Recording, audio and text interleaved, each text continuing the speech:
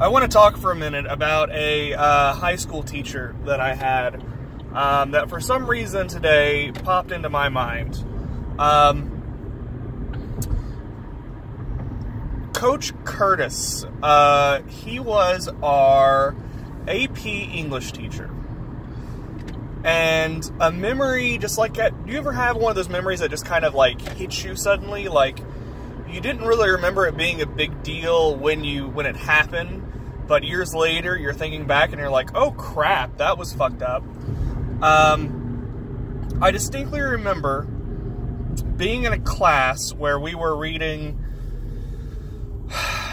I want to say not A Tale of Two Cities. It must have been Greater Expectations. Hated that book. But we had a student in there who was kind of a friend of mine, who was a smartass, much like myself. But I remember the teacher had screwed up on something. He had misremembered something or something like that, and that student corrected him. And the teacher then proceeded to make fun of him for about 2 or 3 minutes. Instead of admitting he was wrong or like owning up to it, he decided the more important thing was to make fun of that student instead. Fuck that guy, man. Fuck him. I also remember him just being kind of a stodgy old asshole. I remember he talked about how he hated current movies and television. Except for Desperate Housewives, of course. Of course. He talked about how he didn't like the movie Forrest Gump because when he saw it in theaters, he thought it was amazing. And he thought it was so neat how they made it look like Lieutenant Dan had lost his legs. And he was like, wow, I wonder how they did that. I wonder if they, like, duct taped his feet to his, to his butt or something. And then when he found out that it was green screen, he felt betrayed. He felt like he didn't like that movie anymore because it was quote-unquote fake.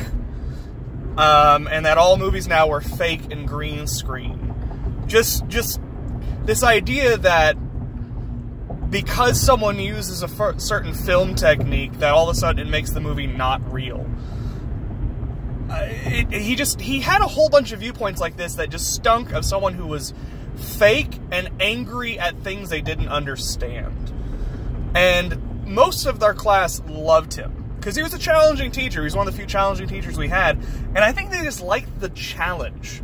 I think they just liked the idea of a teacher who would give difficult questions. Because he knew his shit as far as English goes, as far as literature goes, for the most part.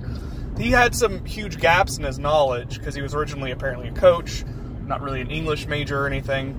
But it sticks in my craw these years later that someone who was such kind of an asshole got away with it, or may even still be teaching, maybe even still getting away with it. I have no clue.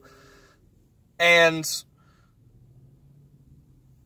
is willing to go out of his way to make students miserable just so he can feel superior. It just feels wrong.